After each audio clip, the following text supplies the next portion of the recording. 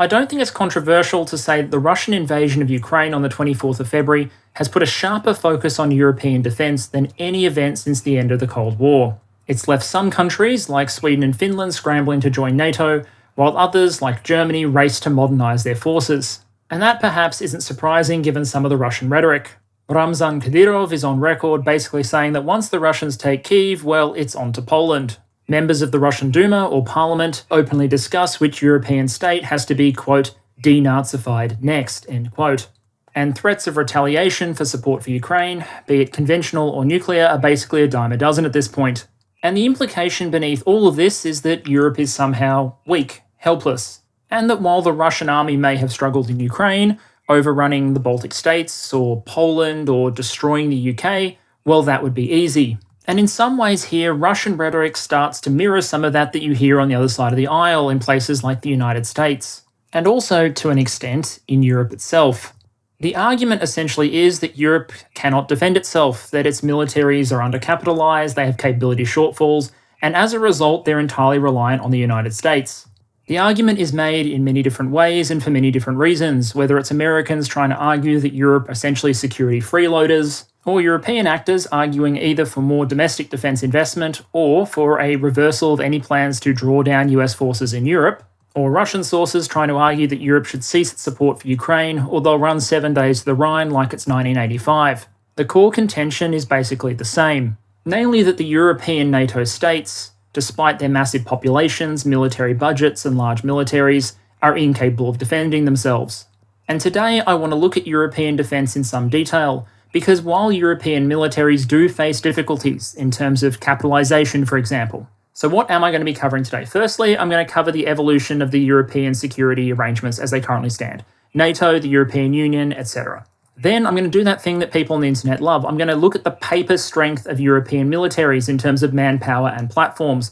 I'm going to assess some of the advantages that European militaries enjoy, and then also some of the caveats and weaknesses that diminish their capabilities. Having done that, I'm going to evaluate European military potential against that of Russia and the United States, and examine how all of this interrelates with US strategy and security arrangements. Straight up front though, I will say this is not a study of European defence industry, that'll come separately, it's an interesting topic. And secondly, I won't be looking at individual countries in detail. I think there's a number of European countries that really deserve their own videos, they will get them in time. In any case, before we get into it, a quick word from today's sponsor. Now let me welcome back returning sponsor Ground News. If you follow major international events, you'll know the difficulty of finding accurate information in an environment dominated by echo chambers. Ground News is a news comparison platform that helps you do just that. It's a combination of an app and a website that allows you to instantly compare coverage of a particular topic across different news outlets from across the world. Clicking on a story, you can see the Ground News summary and then flick through the various headlines on the issue. You can build a picture out of the wider media ecosystem, see which organisations are emphasising what, and catch hidden details. And as you're browsing, you can see who owns the news outlets that are reporting on the story. Are they independent, owned by private individuals, or are they government funded? Each news outlet also has its own page where you can see a summary of its ownership and how various bias rating agencies have rated the news outlet's ideological spread. I'd always recommend applying your own critical eye, but it's a lot of information to have on hand. And for me, that's the key point. There are no silver bullets in the fight for accurate information, but we have to try. Ground News may be a tool that helps you see things just a little bit differently. So if you're interested, go to ground.news/Perun and try it out today. So let's start, as we often do, with a little bit of history. How did Europe and its military capabilities get to where they are today? Because for centuries, you could argue that Europe was one of the most densely militarised places on Earth. Warfare in Europe was vicious and constant. While mostly the butt of jokes today, Britain and France were at war for the better part of 116 years during the so-called 100 Years' War. Wars of succession, expansion, religion, and whatever it was you can call Napoleon's plans turned Europe into a pressure cooker for military development.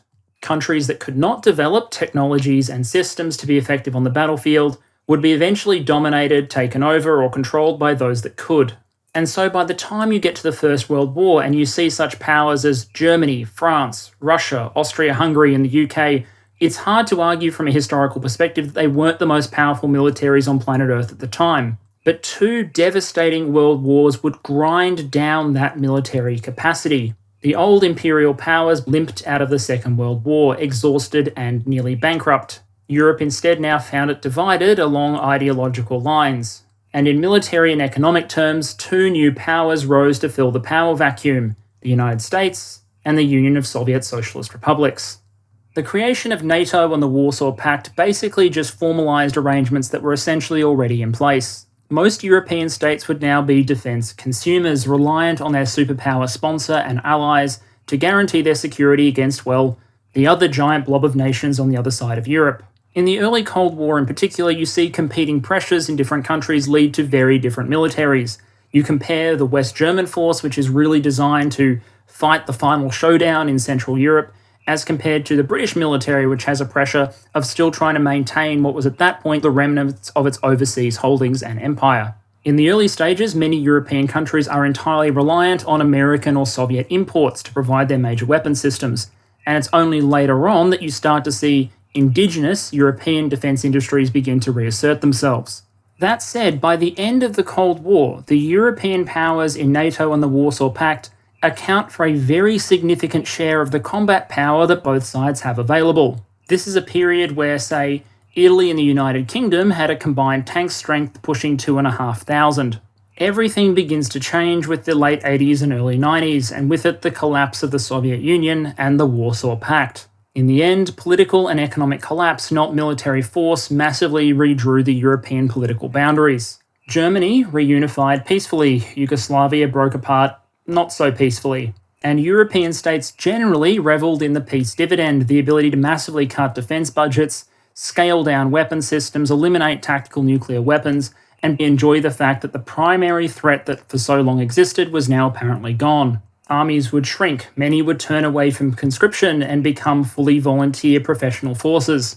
And in Central and Eastern Europe, a lot of the countries that are now no longer under Soviet influence start to look towards the West for their security and future development interests. For reasons that probably had nothing to do with their collective memory of Soviet military interventions, some former Warsaw Pact states wasted no time. Poland, Hungary and Czechoslovakia would form the Visegrad Group in February 1991, pushing for European integration and NATO membership. Following the First Chechen War, the pace of applications and the pressure would increase further. The Vilnius Group would be founded in 2000, and by the end of 2004, the Czechs, the Hungarians, the Poles, the Bulgarians, the Estonians, Latvians, Lithuanians, Romanians, Slovaks and Slovenians had all joined NATO. Croatia and Albania would follow in 2009, Montenegro in 2017, and North Macedonia in 2020. Finland and Sweden's membership remains awaiting ratification. And while it's obvious, I do want to stress here that membership was entirely voluntary.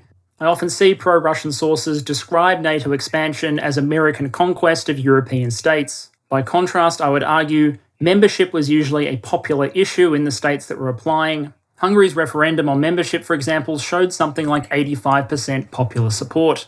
And I stand to be corrected, but I'm pretty sure the United States military wasn't in Hungary at the time, individually threatening voters to make sure they ticked the right box. And their final accession usually required very heavy lobbying in order to get existing NATO member states, including the United States, to agree to their membership. Accepting national sovereignty means accepting the right for independent nations to choose their own friends and allies. Russia may not have liked it, but Eastern Europe got to choose their own friends, and choose they did. As well as NATO enlargement, the European Union also began to play a greater role in European defence. The EU created a common security and defence policy, the CSDP, which is supported by a permanent structured cooperation system, PESCO. But while these initiatives represented a gradual evolution, the Russian invasion of Ukraine on the 24th of February was a transformative influence. It will probably be many years before we understand fully the impact on the European wing of NATO from the invasion. But what's already clear is that several states have been moving very quickly towards rearmament, and there's been a renewed focus on common and individual defence. And the war has likewise brought several long-term issues into sharper relief. These include the fact that European states generally align on a number of issues, but have large differences on others. For example, Warsaw's stance on the Russian invasion of Ukraine is somewhat different to Budapest's. And of course, there are ongoing questions over the US's role as a security partner in Europe. With a war literally on their doorstep and millions of Ukrainian refugees crossing the border, I imagine that European political leaders watch polling data in the United States with particular interest. Overall, though, there does seem to be unity over the fact that defence is once again an important issue in Europe. Several major joint development projects that have been in the works for some time have been accelerated or expanded, and Russia has been reaffirmed as a primary security threat in NATO's guiding documentation. In other words, European capitals are now openly describing Russia as their primary security threat and emphasising the need to be able to respond to that threat. But saying you recognise a threat is different from saying that you have the military force to protect yourself from it. So let's have a bit of a look at European military strength. And to be fair, also its limitations. And before we jump into it, I thought I'd clarify what exactly we're counting first. Because counting all of Europe together just seems disingenuous. If the Russians moved into the Baltic States, for example, I don't think Switzerland would mobilise and be there to assist. So for the purpose of analysis, I think picking European countries that are also in NATO is probably a good start. After all, they're all bound by Article 5 saying that an attack on one is an attack on all. To that, I'll add the two countries that have applied for NATO membership that are awaiting ratification, Finland and Sweden, but those rules also mean that certain other countries are out. Serbia, for example, isn't in the EU, isn't in NATO, and has close defence ties with Russia, so they're out. Also, due to limitations in the statistics that I have available, certain smaller countries are going to be left out, so I'm sorry, Luxembourg, Northern Macedonia, Albania, etc. You're important to me, I just don't have reliable figures. Finally, I'll note, unless otherwise stated, figures for things like tanks, aircraft, major platforms, those are per military balance 2021 as normal. Purchasing power parity rates, which I use later, those are 2017 figures because they're the latest that I have. And 2021 budget figures are USD market exchange rate conversions based on NATO official budget disclosures. Sources linked in the description as usual. So at the absolute most zoomed out level when you're assessing a military, one way to start is to look at the budget, follow the money. In 2021, our selected European countries spent approximately $347 billion on defence. That notably doesn't include all defence-adjacent expenditure. I haven't done the kind of CIPRI adjustments that I did for China and the United States in my video on Chinese military modernisation. So to put that $347 billion on defence into perspective, in the same year, the PRC spent about $293 billion on defence, and the US itself about $793 billion, which in nominal terms puts Europe in the middle. The big spenders are basically who you'd expect. The UK capped out the list at nearly $72 billion, Germany followed with $62.7, France with $56.5, and Italy with $33.1. But as you can see from the chart there, those smaller numbers really do add up. Group together the nations between Poland and Greece on that list, for example, and you've added another UK. And as the war in Ukraine has showed, some of the less heavily budgeted members can make significant contributions in time of crisis. But for those of you who watched my video on Chinese military modernisation, you'll remember that dollar expenditure isn't really always comparable. A lot of things that a military does comes down to the cost of things like local labour and local services. How much do you have to pay your soldiers? How much do you have to pay for construction services and labour? And because those services and wages can be so much lower in certain contexts, like in places like China, some militaries can take a dollar and make it go a heck of a lot further in terms of the number of personnel they could hire or services they can engage.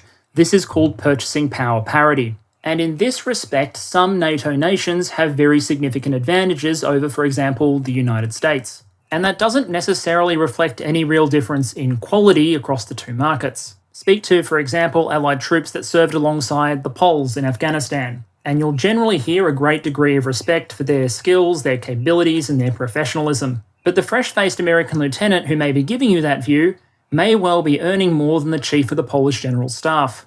And I'll leave it to the audience to decide whether a junior American officer or a couple of Polish Special Forces operators represent better value for money, considering they cost about the same. Purchasing power differences are real and are worth accounting for. So here I heavily rely on the work of Peter Robinson of UWA, who compiled an index of purchasing power parity ratios for a variety of countries. Obviously, this work can never be perfect and it dates from 2017, but it's useful for our purposes. And what it shows is that, as you'd expect, many nations, particularly on NATO's so-called eastern flank, have very large PPP advantages because of lower wages, lower costs, etc. So countries like Bulgaria and Romania have ratios that are around 3. Turkey, Poland, Croatia, the Czech Republic, these are countries that get more than $2 of value for every dollar that they happen to put in. And then there's a select group of countries where things are actually more expensive than they are in the United States. calling you out, Denmark and Norway, for having negative PPP values of 0.97 and 0.96 respectively. Remember, these ratios are primarily driven by differences in the cost of labour and services. It's generally assumed that major equipment purchases are priced at market exchange rates. Lockheed Martin isn't going to give you a great deal on the F-35 just because the average wage in your country happens to be lower. The shareholders demand a profit, the factory workers are mostly Americans, and the commodities taken to build the things are internationally traded. Which must be a letdown for some of these countries. I'm sure more of them would be interested in F-35 if they were being offered at, say, for example, $30 or $20 million per. Taking purchasing power parity into account, suddenly the list of European defence expenditures looks a little bit different. Germany and the UK get a leg up, sure, but suddenly Poland and Turkey combined are spending more in terms of value than the French are. Greece and Romania are suddenly starting to catch up to the Netherlands. And the Czechs leapfrog ahead of the Norwegians and the Swedes. It's a picture of an alliance that suddenly derives a lot more value from its Eastern and Central European members. So in 2021, the selected European countries spent $347 billion on defence in nominal market exchange rate terms. Take into account purchasing price parity, and now we're adjusted up to $480 billion if we use the Robertson rates. That's in the neighbourhood of what the People's Republic of China spends when you make the sort of PPP adjustments I did in my video on China's modernisation. The adjustment massively increases the relative importance of countries, and it also brings home some interesting contrasts. Particularly when you look at the German figures, you realise that there are some things that the German military actually gets a little bit of a bargain on. Particularly some things like labour and services that are assessed by the Robertson model. What is perhaps missed by the model is the increased premium that Germany pays for things like procurement of hardware. One wonders what the Bundeswehr will actually look like if those procurement sustainment issues are ever fully resolved, given the advantages the country has in other cost areas. But spending obviously isn't the only barometer of military capacity. If it was, the much better funded Russian military would have overrun Ukraine in weeks. Instead, the Ukraine war has highlighted the value of having a large pool of trained, motivated, capable manpower, a military with the necessary technical skills, headcount to cover a large frontage, and the ability to absorb losses. And in this respect, although the MB 2021 figures aren't perfect, particularly in how they often categorise things like Home Guard and reserve organisations, they do paint an interesting picture.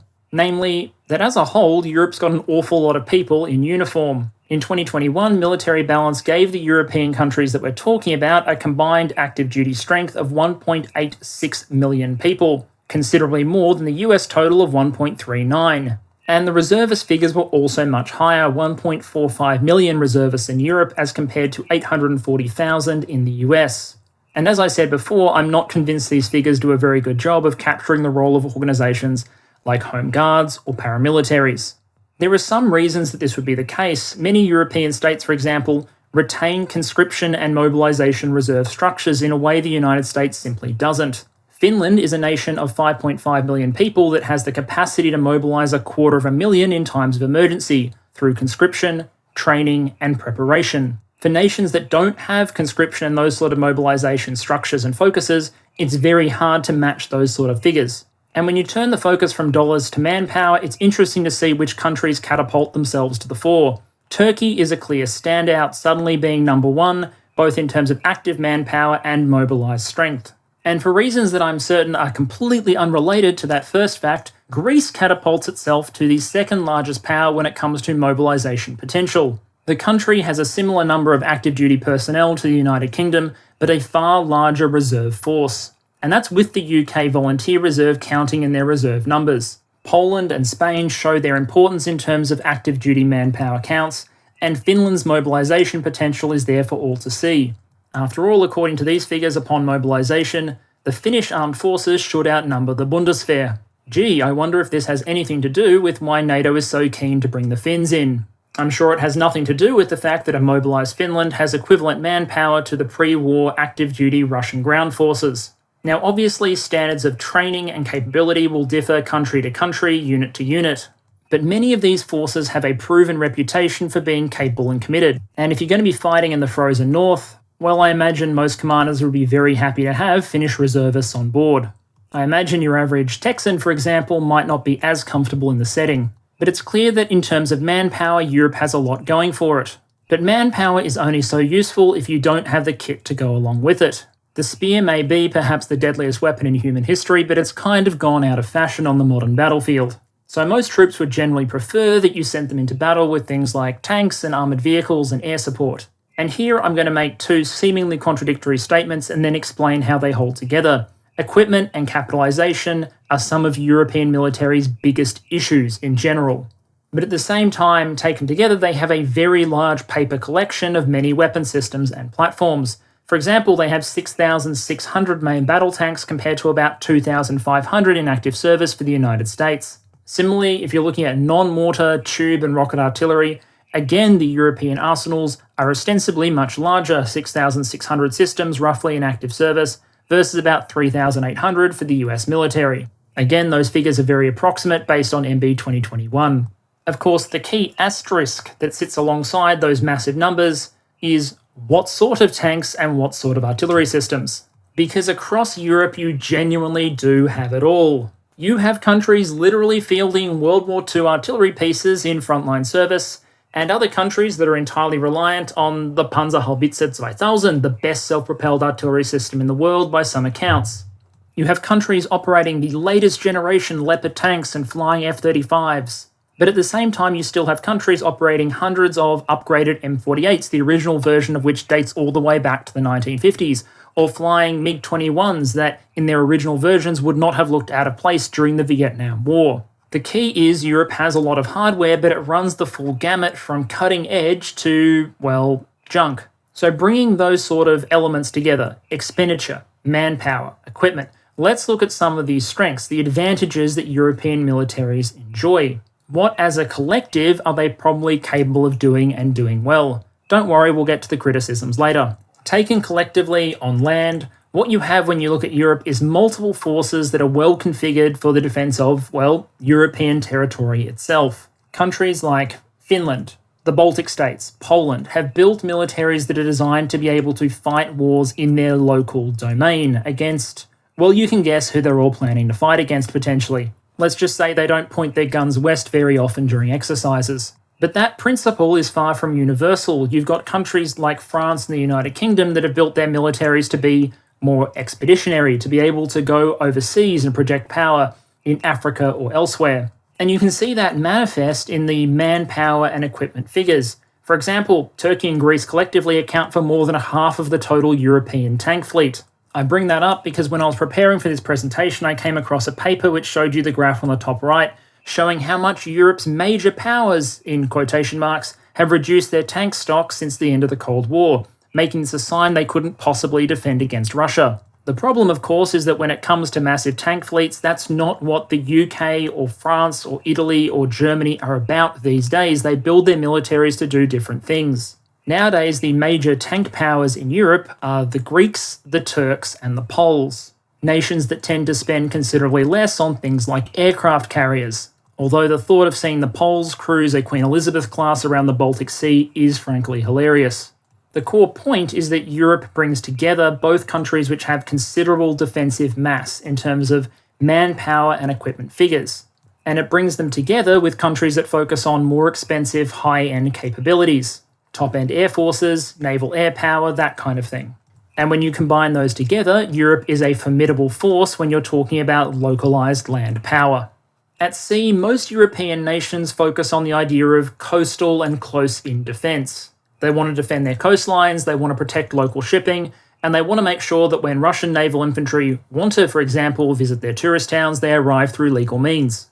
As a result, when you take the European countries collectively, they have a very, very large number of vessels that are designed for that sort of coastal and short-range work. 59 submarines, 108 frigates, 28 destroyers, and 573 patrol and coastal combatants. Now that's a very, very broad category, that last one, because it includes everything from the very capable and very dangerous Visby class, which is a stealthy corvette fitted with anti-ship missiles and torpedo tubes, all the way down to patrol boats with a 50 cal on the front. The point is, in close to the European shore, there's very little that can challenge the sheer number of vessels and hulls that the Europeans have at sea.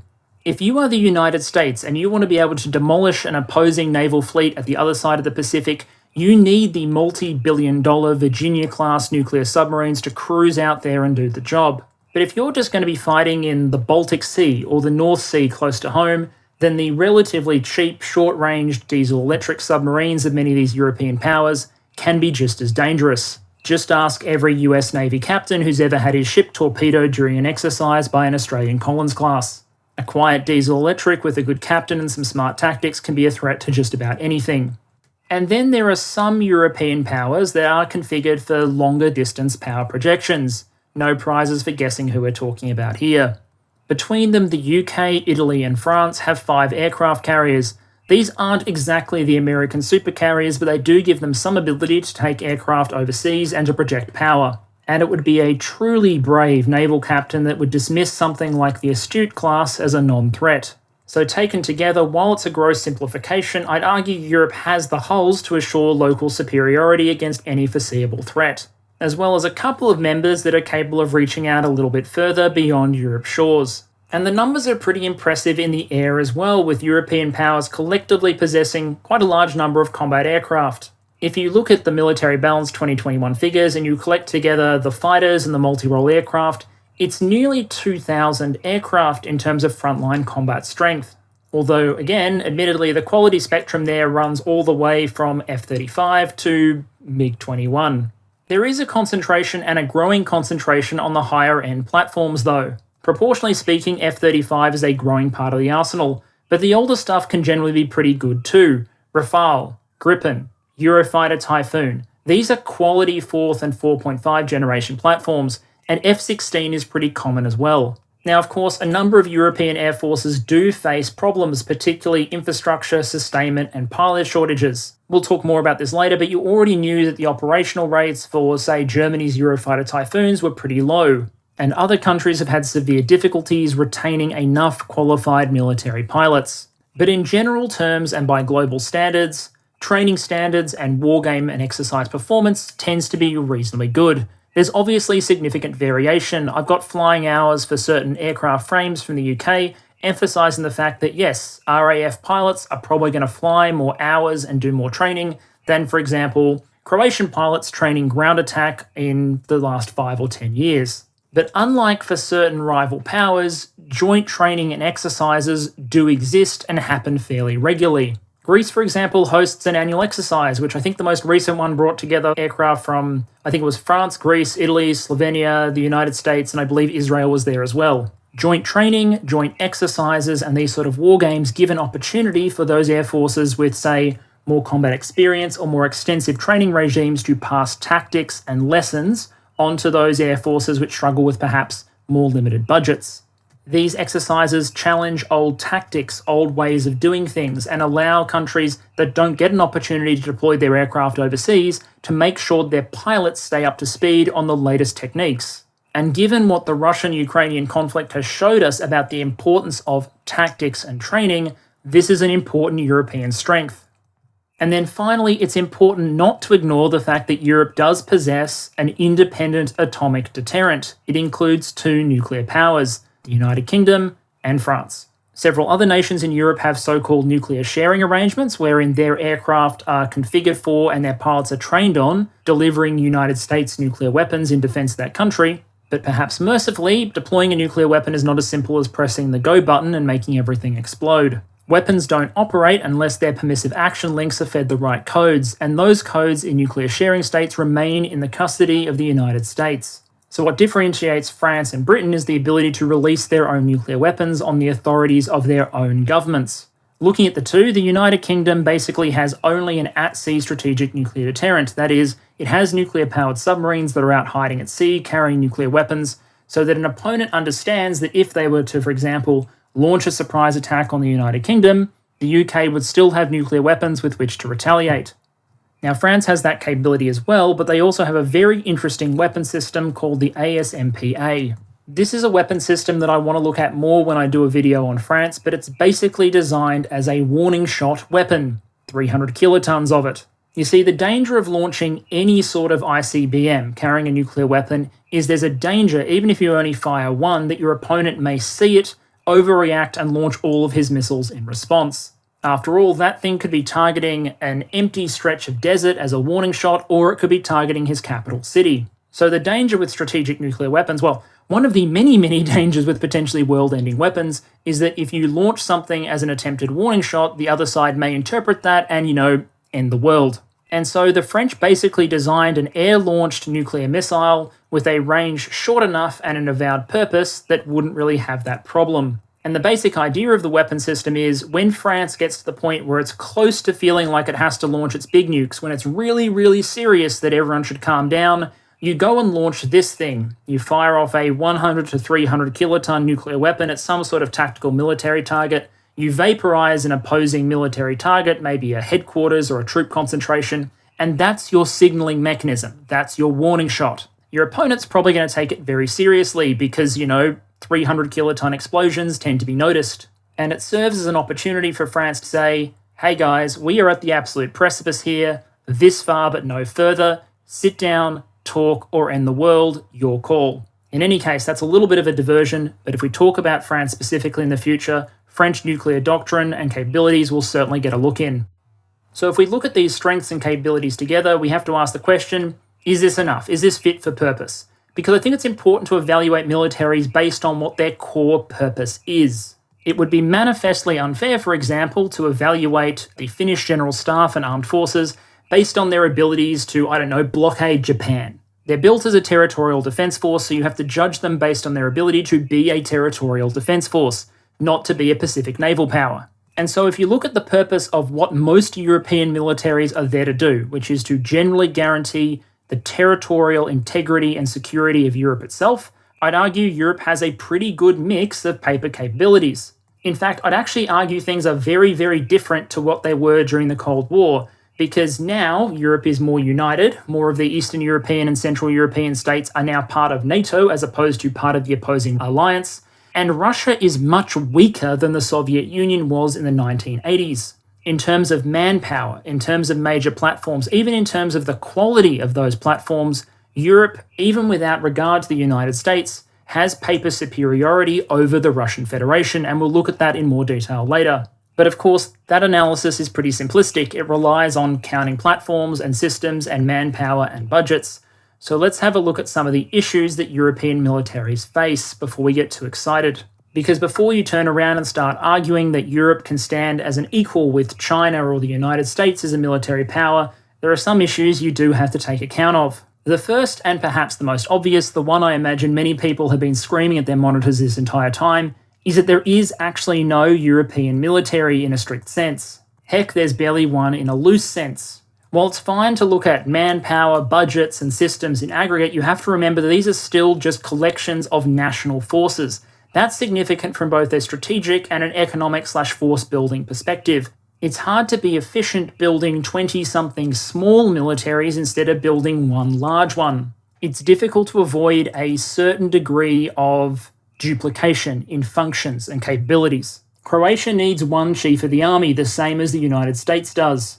There's only so small you can make an effective procurement function, planning staff, logistics support. If you want to have a capability to operate, for example, tanks, you need access to at least one good armoured vehicle training ground, whether you're going to be operating 2,000 or 20. Now, in some senses, this is where the sharing of training facilities, joint procurement practices, European agreements on procurement and industry access, those sort of things become particularly important. But even with those mitigations, there are disadvantages to not operating at scale. And perhaps even more obviously, beyond the challenges of scale, there's just the problems of, politics and division. When you're dealing with one national force, say for example, the People's Liberation Army or the US Armed Forces, the President of the United States can set literally millions of men and women to work. All that is required is a political decision in the White House to do so, and probably some congressional backing to make sure the money keeps flowing. In Europe, it's a little bit more complicated than that. I mean, for one thing, we talked about how Greece and Turkey are major contributors when it comes to vehicle numbers and manpower. What needs to be remembered, of course, is the primary reason those two countries have those giant collections of aircraft, tanks, armoured vehicles, artillery pieces, and manpower is because they spend most of their time pointed at each other. So convincing them to operate as one cohesive unit or towards one particular goal, that's a little more complicated than getting, US National Guard units from Texas and California to work together. But there is a very big difference between defensive operations and offensive operations in this situation. European collective defence is pretty well entrenched by things like the NATO treaty. The concept that an attack on one is an attack on all is entrenched in that treaty, and NATO uses a huge variety of mechanisms to make sure that opponents understand that that is how it is going to be in the event that they're attacked.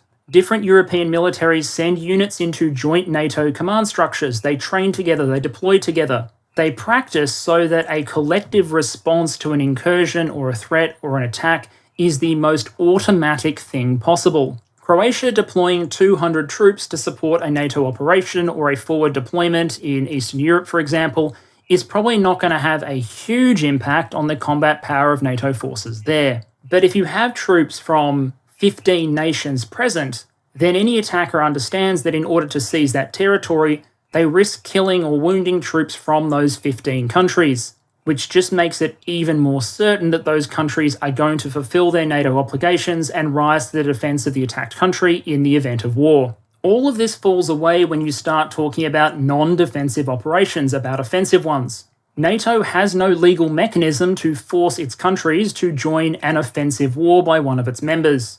And the European Union, for what it's worth, operates on a consensus basis.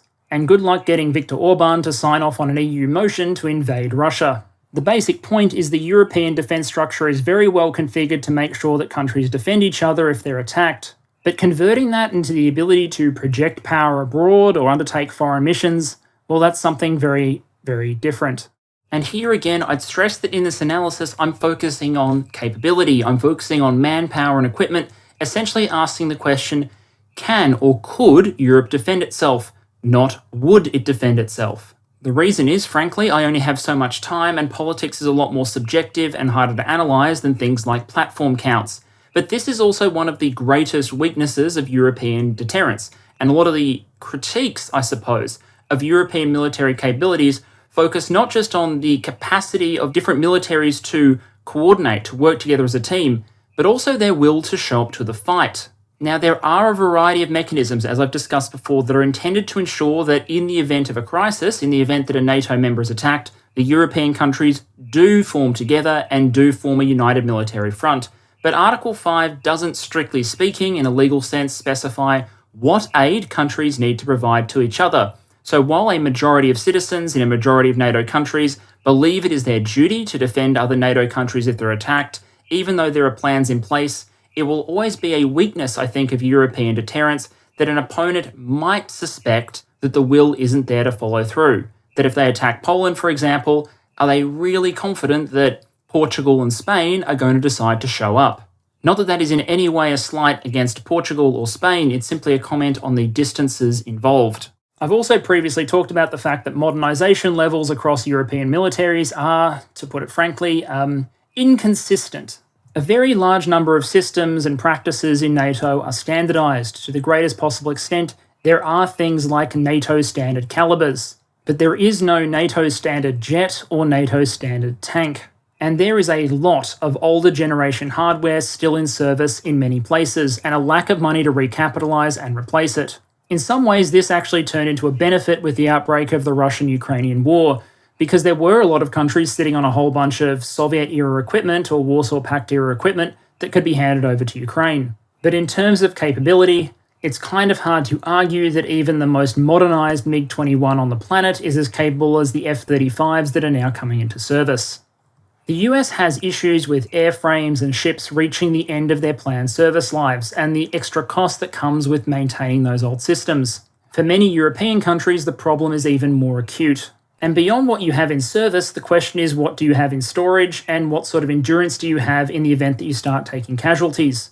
Ukraine has showed a modern war scenario where the need to endure and replace material losses and human casualties has been shown to be very, very important. Say what you will about the Russian military, the reason the Russian army is still in the fight in Ukraine is because they had very large stocks of ammunition and vehicles in storage, and some of it was suitable for being made ready and deployment. By contrast, many European militaries aren't exactly so well endowed when it comes to depth and resilience.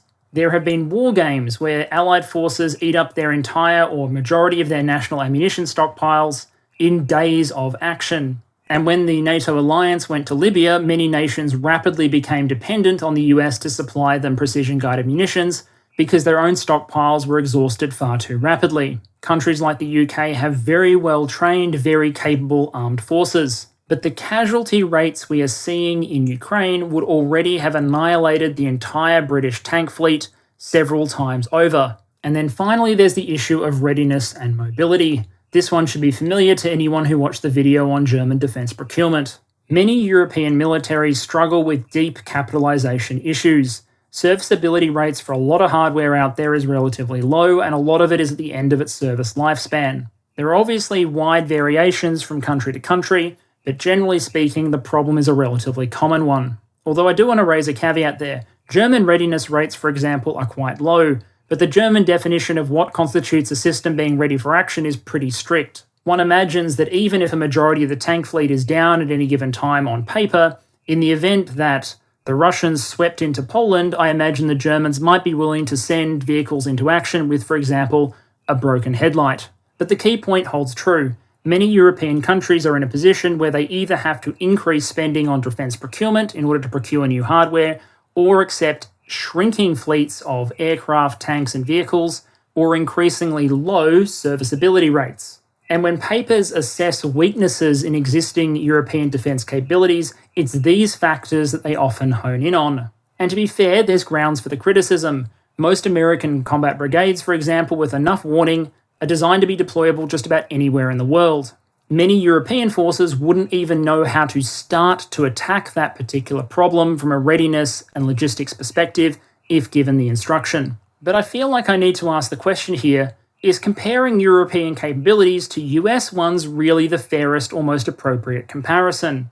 After all, I think most of us would hope it's unlikely that the European branch of NATO ends up fighting the US military. Instead, I thought it might be worth comparing European military capabilities to a local potential opponent, like Russia. Before I do this though, I want to put in one big caveat. The Ukraine war and so many others before it confirms that you shouldn't really just take two countries or two groups of alliances and compare how many tanks they have, how many jets they have, and decide that whoever has the bigger pile of guns is inevitably going to win. Again, that's the sort of simplistic logic that gives you Russia taking Kyiv in 3 days. We can look at platform counts, but you have to accept there are very wide error bars there based on the quality of the platforms, the quality of the crew, the efficiency of the surrounding logistics, support and planning systems that determine whether or not a military is actually effective. Doing that is probably impossible at this level. So do keep in mind that these sort of comparisons should be taken with a huge grain of salt. So let's start with Russia. After all, at the Madrid summit earlier this year, NATO put out a new strategic concept.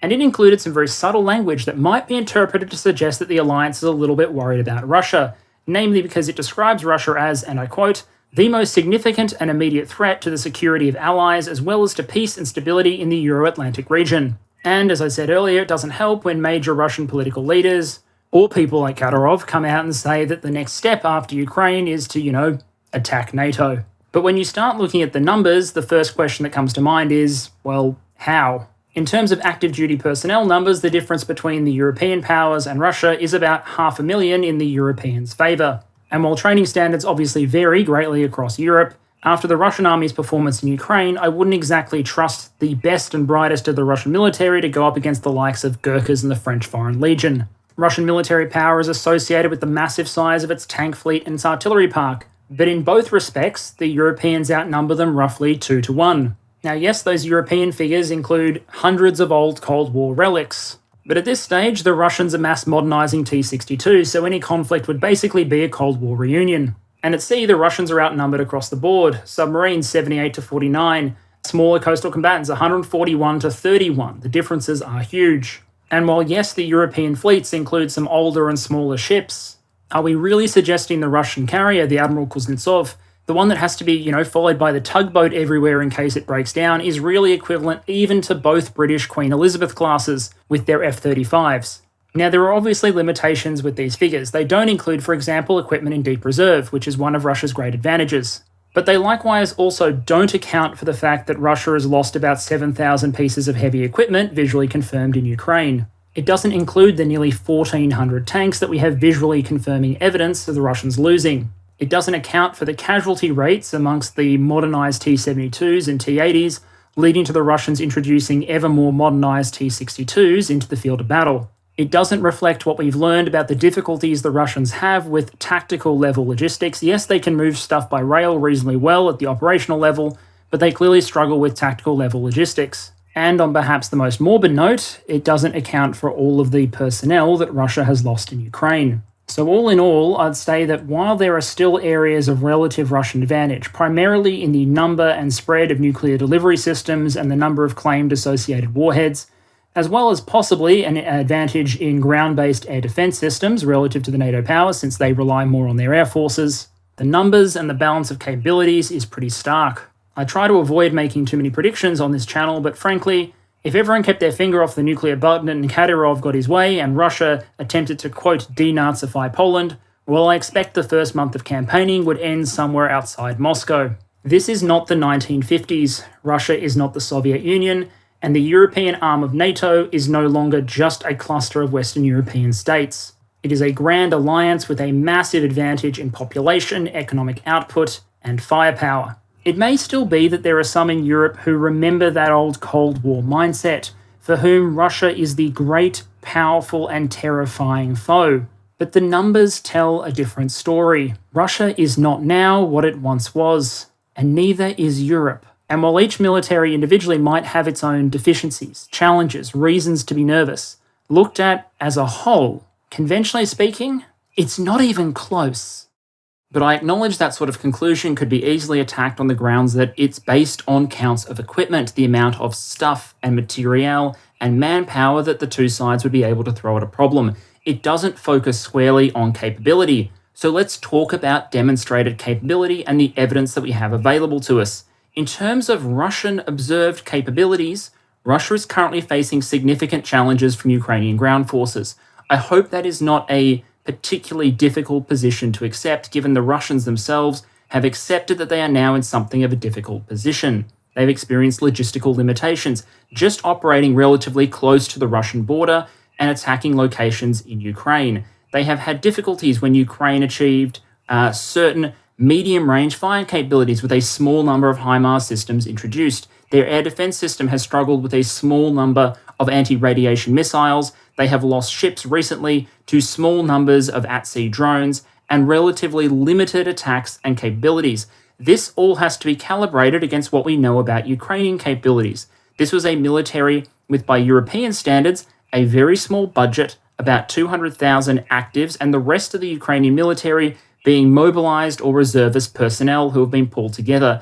And that force has been capable of fighting Russia first to a standstill and then launching some successful counterattacks on a rather wide scale. The question then becomes, does Europe collectively possess greater defensive potential than the Ukrainian military? And my argument would be, well, yes, pretty obviously, I would hope. In terms of numbers, in terms of budgets, in terms of equipment, in terms of training, in terms of perhaps everything except for the sheer focused determination and will to fight, there's a pretty clear reason to believe that in terms of paper superiority and capabilities, the balance lies with Europe, not Ukraine. The complete mismatch in capabilities is perhaps most obvious in the air. The Russian Air Force has failed to secure air superiority against its Ukrainian opponent, using primarily Soviet-era air defense systems and a relatively small air force made up of, again, Soviet-era aircraft and even older air-to-air munitions.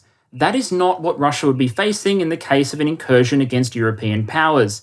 Su-35s doing low-level bombing runs with dumb bombs from the Soviet era would not be an appropriate match the first time F-35 or Eurofighter Typhoon or Rafale or Gripen started to turn up on the battlefield, or even F-16 in very large numbers, not using obsolete Soviet missiles, but modern up-to-date things like advanced versions of the AMRAAM.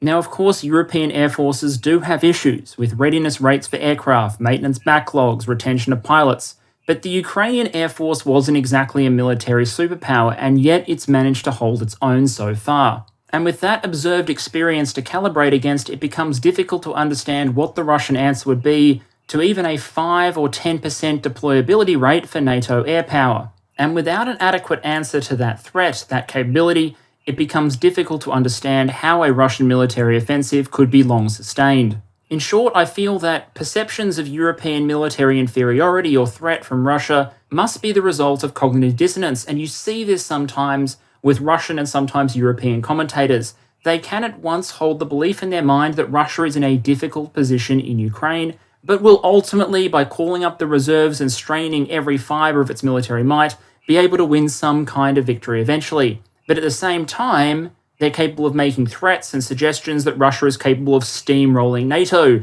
denazifying Poland, sweeping into the Baltics, threatening Finland to make sure they don't join NATO, all of these things. Those two beliefs shouldn't be able to coexist at the same time, and yet often those two beliefs are seen existing together. It's important not to underestimate Russian capabilities, but viewed from the other side, an invasion of Poland or a successful sustained invasion of the Baltics or Finland, that is a daunting task and arguably very beyond the capabilities of Russia, especially after the losses and attrition that it has suffered in Ukraine. The European militaries, I would suggest, are at least up to that task. A comparison of European forces to the United States, by contrast, is more symmetrical and much less flattering. Comparing US forces to European ones is in some ways fascinating. On paper, there are areas of marked European superiority, far more ground vehicles in terms of raw numbers, a lot more active and reserve manpower, and that might seem strange at first glance considering the European budgets are much smaller, both in nominal and PPP terms, and you have all the deficiencies and inefficiencies associated with having multiple national militaries that don't have the same economies of scale or capabilities that the Americans do in order to build a large effective fighting machine for a given budget. So what on earth is going on there? How can the Europeans have these numbers but not have the budgets? Are we missing something, or is Europe about to overthrow the United States as the world's predominant military power? And the answer obviously is no. Not at all. Not even if all of the European powers were acting in concert. Because the reason the United States budget is as large as it is, but active duty numbers are lower, is in large part due to the fact the United States spends heavily on expensive capabilities that are important if you intend to project influence and military power around the world, but which aren't necessary if you're building, for example, a Finnish-style territorial defense force. It's expensive capabilities that give you power projection. For example, America's massive nuclear-powered supercarriers. They have 11 of them in active service, and all 5 of the European carriers that are currently in active duty are really only comparable to maybe 1 or 2 of those in aggregate. They have a large fleet that's made up of heavy nuclear-powered submarines, which are capable of travelling long distances and projecting power, for example, at the other end of the Pacific in the same way a diesel-electric submarine operated by a European power probably isn't capable of doing. There's an immense air and sea lift capability, the ability to move very large amounts of cargo, men, material all around the world very quickly. America is able to sustain, or was able to sustain, extended operations in Iraq and Afghanistan, despite the fact that those places are about as far away from America as it is possible to be. European powers just do not have that same lift capability. You marry that with a very expensive but very survivable, flexible nuclear arsenal, global strike capabilities, so strategic air assets. There is no European equivalent to the B-2 Spirit stealth bomber, and there probably will be no European equivalent to the B-21 Raider, the next generation stealth bomber. There is no European equivalent to some of the longest range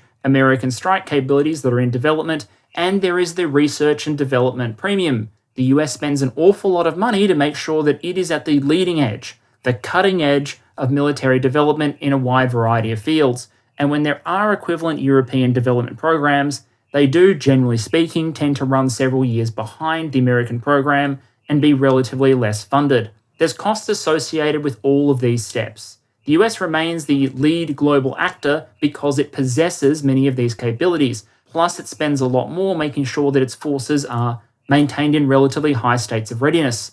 US brigades are capable of deploying around the world far more than your average European brigade might be, although there are high readiness formations in Europe. In short, the European powers have a lot of the men and material, although admittedly not things like ammunition supplies, that they would need to fight a conventional war in Europe. They have some powers that are capable of projecting power to a limited extent overseas, looking at you, France and Britain, but for the most part what differentiates European military power, even when viewed in aggregate from American military power, is the ability to project. It's the ability to influence global events It's the ability to export security and as a result leverage that for influence in international affairs. And without a massive change in the European defence paradigm, without completely different priorities for investment, more joint cooperation, and the political will to follow through, it's difficult to see that changing. Of course, that doesn't mean there aren't those that will want to try, that will want to look for what the potential for European defence in the future might be, opportunities to realise efficiencies, to centralise, and give Europe a sense of strategic autonomy independent from the United States on the world scene. And indeed, it seems every few years someone will trot out the idea of a true European army in the strictest sense.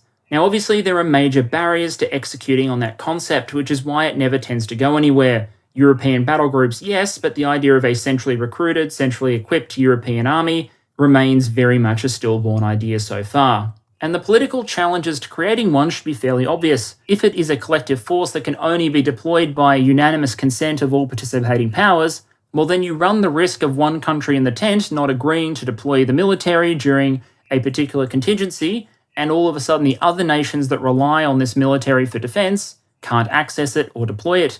If instead you simply give the member nations the ability to withhold their components, well, what do you do if the critical maintenance technician or logistician or a person in a particular military unit happens to be from a country that withholds them? The entire thing breaks down.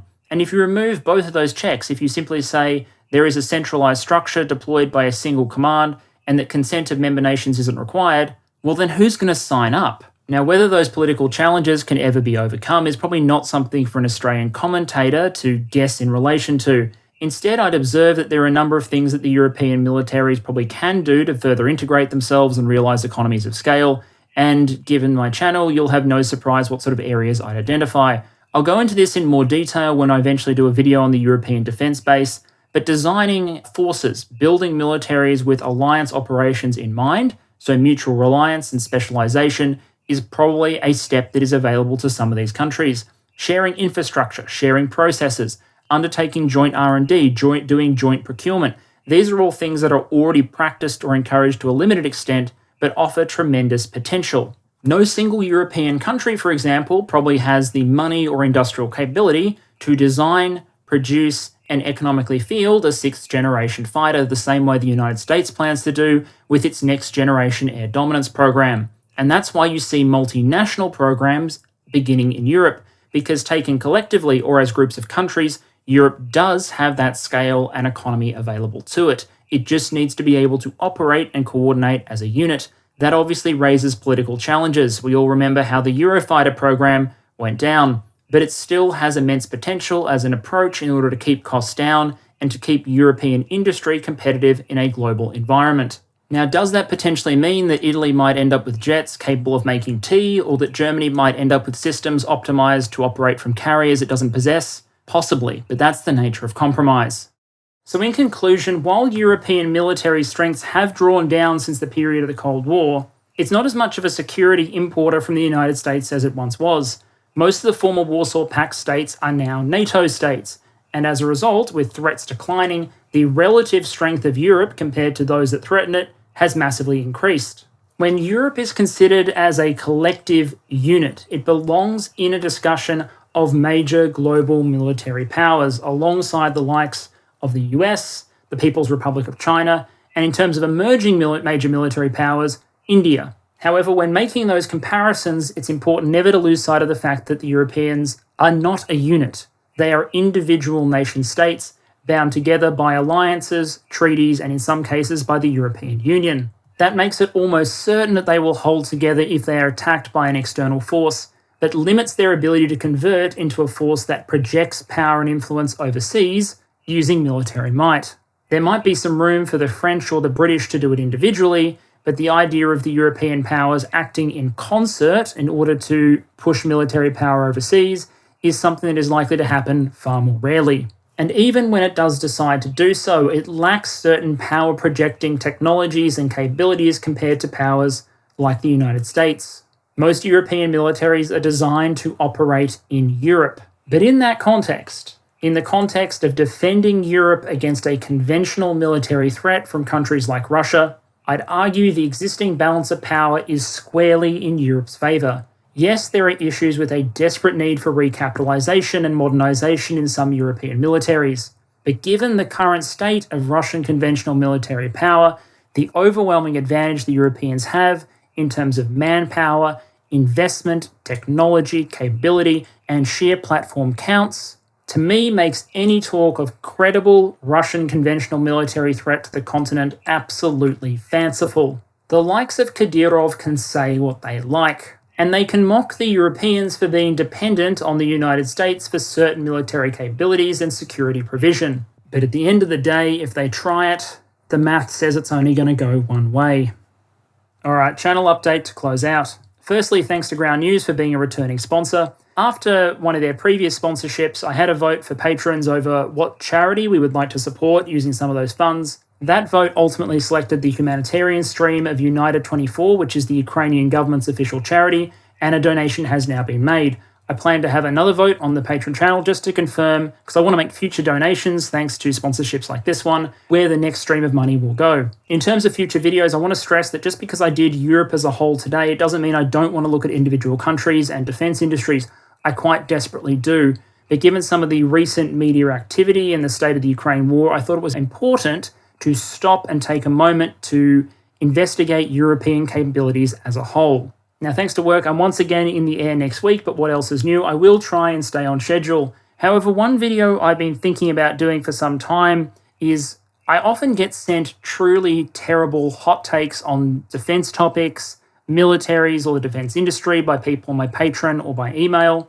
And for a while now, I've just considered just reviewing a bunch of them, like just finding some of the truly terrible ones that people recommend to me, reading through them and providing some actual commentary. So if, while you're browsing on the internet, you see any of those truly terrible top 20 lists or countdowns or some truly non-credible hot takes on defense topics, please do send them to me by email. I'll select a number of them to feature in that video if I get around to making it. There's obviously some additional content on the Ukraine war being worked on as well, but I'm not going to announce those topics just yet. Thank you so much everyone for your continued support of the channel, and I will see you again next week.